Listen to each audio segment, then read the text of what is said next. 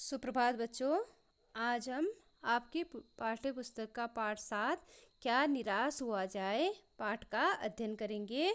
यह एक निबंध शैली में लिखा गया पाठ है जिसके लेखक हजारी प्रसाद द्विवेदी जी हैं। आइए लेखक परिचय के बारे में कुछ सामान्य बातें जानें। जो हजारी प्रसाद द्विवेदी जी हैं यह हिंदी के निबंधकार, आलोचक और उपन्यासकार थे। हजारी प्रसाद द्विवेदी जी का जन्म श्रावण शुक्ल एकादशी को संवत 1964 को, तदनुसार 19 अगस्त 1907 19 अगस्त 1907 ईस्वी को उत्तर प्रदेश के बलिया जिले के आरत दुबे का छपरा उज्ज्वलिया नामक गांव में हुआ था। इनके पिता का नाम श्री अनमोल लाल द्विवेदी था और माता का नाम श्रीमती ज्योतिषमती था। तो इनका जन्म 19 अगस्त 1907 जैसा कि मैंने आपको बताया संयुक्त प्रांत आगरा व अवध, आगरा और अवध, अवध का अर्थ है अयोध्या के जो बीच में है, वहाँ पे इनका जन्म हुआ था।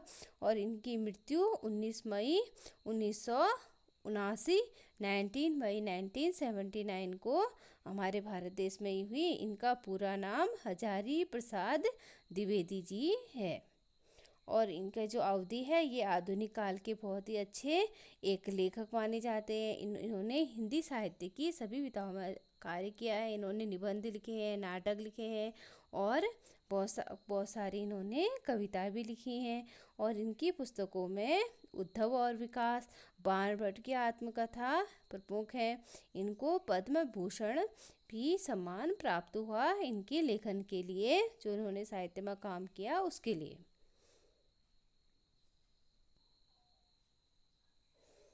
तो बच्चों, जो लेखक हैं हजारी प्रसाद द्विवेदी जी प्रस्तुत पाठ के माध्यम से हमें बताना चाहते हैं कि जो हमारे समाज में चोरी, डकैती, तस्करी और विभिन्न प्रकार की जो असुरक्षित माहौल होता है और जो विभिन्न प्रकार की घटनाएं होती हैं, तो इनको देख के क्या हमको निराश होना चाहिए या क्या करना चाहिए, तो इसके बारे में इन्होंने अपने विचार व्यक्त किए हैं और हमें बताना चाहा है कि हमें इन परिस्थितियों में क्या करना चाहिए और किस प्रकार से उन परिस्थितियों का सामना करना चाहिए। इसके विषय में इन्होंने यह निबंध लिखा है जिसका शीर्षक है क्या निराश हुआ जाए। अब यहाँ पे जो लेखक हैं वो कहते हैं कि मेरा मन कभी कभी बैठ जाता है। समाचार पत्रों में ठगी, डकैती, चोरी, तस्करी और भ्रष्टाचार के समाचार भरे रहते हैं। आरोप प्रत्यारोप का कुछ ऐसा वातावरण बनने लगता है देश में कोई ईमानदार व्यक्ति ही नहीं रह गया। हर व्यक्ति संदेह की दृष्टि से देखा जा रहा है। जो जितने ही ऊंचे पद पर है उसमें उतने ही अधिक दोष दिखाए जाते हैं। तो जैसे आप लोग देखते हो कि अगर आप समाचार सुनोगे, टीवी में अगर आप न्यूज़ सुनोगे और अखबार कभी आप पढ़ लेते हो, तो आप लोग देखते हो कि उसमें पूरा अखबार ऐसी घटनाओं से भरा पड़ा रहता है कि जिसमें चोरी की वारदात के बारे में लिखा रहता है। कहीं पे चोरी हो गई या किसी ने किसी को मूर्ख बना दिया, या कहीं पे तस्करी अर्थात जो स्मगलिंग होती है, कोई सामान अवैध रूप से इधर से उधर ले जाया जाता है तो उसको तस्करी कहा जाता है। और भ्रष्टाचार अर्थात जहाँ पे कोई किसी से रिश्वत वगैरह लेता है। तो इस प्रकार के आप समाचारों को आप देखोगे कि जो आपका समाचार पत्र है इस प्रकार के समाचारों से भरा रहता है।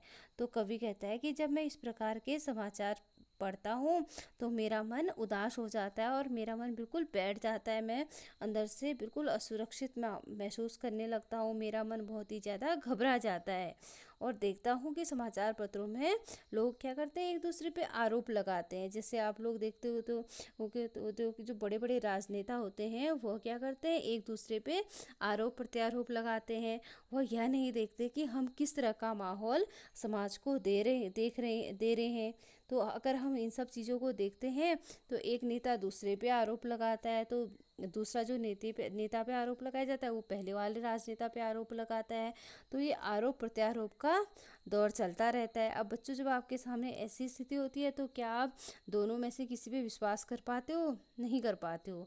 तो ऐसा ही लेखक के साथ भी होता है। लेखक कहते हैं कि मैं किसी पे भी विश्वास करना मुझे उचित नहीं लगता, मैं किसी पे भी विश्वास नहीं कर पाता हूँ, और मेरे मन में हर किसी के प्रति संदेह लगता है। हर किसी को मैं एक शंका की दृष्टि देखता हूँ कि क्या यह मनुष्य सच में सही है।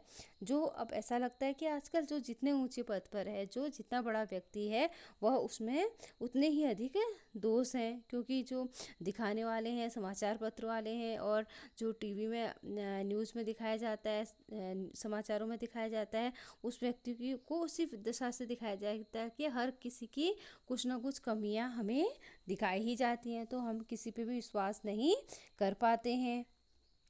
अब एक बहुत बड़े आदमी ने मुझसे एक बार कहा, और लेखक अपनी बात कह रहे हैं कि एक जो बहुत बड़े आदमी हैं, उन्होंने लेखक से एक बार कहा कि इस समय सुखी वही है जो कुछ नहीं करता, जो कुछ भी करेगा उस पे लोग दोष खोजने लगेंगे, इतने सारे गुण भला दिए जाएंगे और दोषों को बढ़ा चढ़ाकर दिखाया जाने लगेगा। दोष किसमें नहीं होते। यही कारण है कि हर आदमी दोष अधिक देखता है, गुण बिल्कुल भी नहीं देखता। स्थिति अगर ऐसी है तो निश्चय ही चिंता का विषय है। अब लेखक बता रहे हैं यहाँ पे कि आजकल के समय में क्या हो रहा है कि जो व्यक्ति हैं, कोई भी मनुष्य है, अगर हम ही लोग हैं सामान्यतः किसी के भी दोषों को ज़्यादा देखते हैं, किसी के गुणों को नहीं देखते हैं। अगर हम किसी के गुणों को देखें तो हमको उसके दोष दिखाई नहीं देंगे।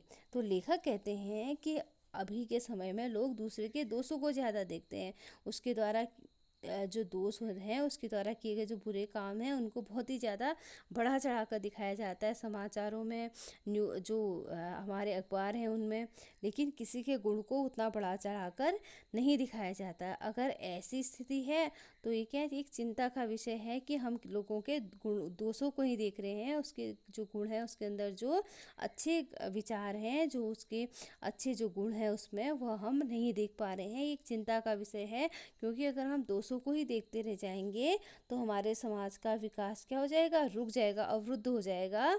तो हमें किसी के दोषों को नहीं देखना है, उनके गुणों को देखना है। अब लेखक इसके आगे कहते हैं, क्या यह वही भारतवर्ष है जिसका सपना तिलक और गांधी ने देखा? रविन्द्रनाथ ठाकुर, मदन मोहन मालवीय का महान संस्कृत सभ्य भारतवर्ष किस अतीत के गर्ग में डूब गया है? आर्य और द्रविड़, हिंदू और मुसलमान, यूरोपीय और भारतीय आदर्शों की मिलन भूमि, मानव महासमुद्र क्या सूखी गया है? मेरा मन रहता है कि ऐसा हो ही नहीं सकता है। हमारे महान मनुष्यों के सपनों का भारत और क्या होगा। अब यहाँ पे लेखक को इस बात का बड़ा ही दुख हो रहा है कि जिस भारतवर्ष को बनाने के लिए हमारे जो बड़े बड़े राजनेता थे, जो क्रांतिकारी लोग थे, जिन्होंने इतने बड़े आंदोलन करे और देश को आज़ाद करवाया, तो उन्होंने इस देश के लिए एक सपना देखा था कि हमारा देश एक विश्व शक्ति के रूप में उभर कर आए, यहाँ का विकास हो। लेकिन आज हम लोगों ने इस देश की क्या दशा बना दी है। आज हम छोटे छोटे बातों में आपस में लड़ने लगते हैं, जाति पाति का भेदभाव ज़्यादा हो गया है। तो क्या यह वही भारत है? ये लेखक के मन में सवाल उठता है कि हमारे देश की संस्कृति क्या थी। हम अपनी संस्कृति को भूलते जा रहे हैं और एक दूसरे पे आरोप प्रत्यारोप करते जा रहे हैं। तो लेखक कहते हैं कि जो हमारी संस्कृति है वो बहुत ही प्राचीन संस्कृति है, और हमारी संस्कृति में बहुत सारे गुण हैं। तो हमारी संस्कृति क्या है, विशाल समुद्र की तरह है, जिसमें बहुत सारे रत्न छिपे हुए हैं। जो संस्कृति के गुण हैं उनको उन्होंने रत्न के रूप में कहा गया है कि इन सब चीज़ों को हम लोग भूल चुके हैं। और उन्होंने कहा है कि जो हमारे बड़े बड़े जो राजनेता थे, आंदोलनकारी थी, उन्होंने जो एक अच्छे भारत का, उन्नत भारत का सपना देखा था, वह सपना बिल्कुल ही पीछे छूट गया है। तो अगर ऐसा ही रहा तो ऐसे ही हम लोग रहे, एक दूसरे पे आरोप प्रत्यारोप करते रहे, ऐसे ही ठगी डकैती चोरी इन सब का माहौल बना रहा देश में, तो क्या हमारे देश का विकास हो पाएगा? क्या वह सपनों का भारत तैयार हो पाएगा जिसके बारे में हमारे देश के महान महापुरुषों ने सोचा था? तो ये लेखक यहाँ पे हमें बताना चाह रहे हैं। यही सही है कि उन दिनों कुछ ऐसा माहौल था कि ईमानदारी से मेहनत से के जीविका चलाने वाले निरीह भोले भाले श्रमजीवी पिस रहे हैं और झूठे तथा फरेब का रोजगार करने वाले फल फूल रहे हैं। ईमानदारी की को मूर्खता का पर्याय समझा जाने लगा है। सच्चाई केवल भीरू और बेबस लोगों में पड़ी हुई है। ऐसी स्थिति में जीवन के महान मूल्यों के बारे में लोगों की आस्था ही हिलने लगी है। अब लेखक यहाँ पे बताते हैं कि आजकल का माहौल अर्थात वातावरण ही ऐसा हो गया है कि जो व्यक्ति मेहनत से अपना काम करता है, दिन भर श्रम करता है, कार्य करता है, तो लोग उसको बेवकूफ़ समझते हैं और उसको झूठ के जाल में इतना फंसा देते हैं कि वह बेचारा अपने रोज़गार में ही फंसा रह जाता है और वह आगे को बढ़ ही नहीं पाता। और जो ईमानदार लोग हैं उसको मूर्ख कहा समझा जाने लगा है, क्योंकि जो आज चुपचाप से अपना काम करता है उसको मूर्ख कहा जाता है आजकल के समाज में, और उसे भीरू डरपोक कहा जाता है। और ये लोग इतने मतलब सीधे होते हैं, इतने इनके अंदर इतनी शालीनता भरी रहती है कि ये लोग ये सब और चीज़ें समाज की बुराइयां जानते हुए भी चुप रहते हैं और ये बिल्कुल ही बेबस और लाचार हो जाते हैं। अब लेखक कहते हैं कि अगर हमारे समाज में ऐसा ही माहौल बना रहा, ऐसी ही परिस्थितियां बनी रही, तो क्या हमारे सामाजिक मूल्यों का क्या होगा, अर्थात हमारे समाज का विकास कैसे होगा। ये सब चीज़ें लेखक हमें बताना चाह रहे हैं यहाँ पे। इसके आगे देखिए, भारतवर्ष ने कभी भी भौतिक वस्तुओं के संग्रह को बहुत अधिक महत्व नहीं दिया है। उसकी दृष्टि से मनुष्य के भीतर जो महान आंतरिक गुण स्थिर भाव से बैठा है वही चरम और परम है। लोभ मोह काम क्रोध आदि विचार मनुष्य में स्वाभाविक रूप से विद्यमान रहते हैं, पर उन्हें प्रधान शक्ति मान लेना और अपने मन और बुद्धि को उन्हीं के इशारों पर छोड़ देना बहुत बड़ा आचरण है। भारतवर्ष ने कभी भी उन्हें उचित नहीं माना और सदा संयम के बंधन से बांध कर रखने का प्रयास किया है। परंतु भूख की अपेक्षा नहीं की जा सकती, बीमार के लिए दवा की उपेक्षा नहीं की जा सकती, गुमराह को ठीक रास्ते पर लाने के लिए उपायों की उपेक्षा नहीं की जा सकती। अब यहाँ पे लेखक हमें बताते हैं कि जो हमारा देश भारत है, यहाँ पे यह मान्यता नहीं है कि हम जो भौतिक सुख है उनका संग्रह करें। हमारे देश में जो हमारे अंदर के विचार हैं, हमारे जो सद्गुण हैं, उनको प्रथम स्थान दिया जाता है। भौतिक सांसारिक वस्तुओं के जो संग्रह करता है उस व्यक्ति को कम स्थान दिया जाता है। यह हमारी संस्कृति है और हमारे देश में शुरू से ही ऐसा चलता आ रहा है। और जो लोभ मोह काम क्रोध आदि विचारों को हमारे देश में कोई स्थान नहीं दिया जाता है। इसको जो जो लोग लोभ मोह और काम क्रोध करते हैं, हमारी संस्कृति में उसको मंद बुद्धि माना गया है उन लोगों को, और उनको उनको सही रास्ते में आने की शिक्षा दी गई है। और हम लोग जो हैं वो अपने प्राचीन जो संस्कृति है, सभ्यता है और जो नैतिक आदर्श हैं उनको भूलते जा रहे हैं। लेखक इस ओर इशारा कर रहे हैं। अब लेखक कहते हैं कि भारतवर्ष ने कभी भी जो लोभ मोह काम क्रोध है, इन सब चीज़ों को कभी भी ऊंचा स्थान नहीं दिया, इन सब चीज़ों की उपेक्षा की है। तो लेखक कहते हैं जिस प्रकार एक बीमार के लिए दवाई की उपेक्षा नहीं की जाती, अगर कोई व्यक्ति बीमार है तो उसके लिए हमें दवा लेनी ही पड़ती है।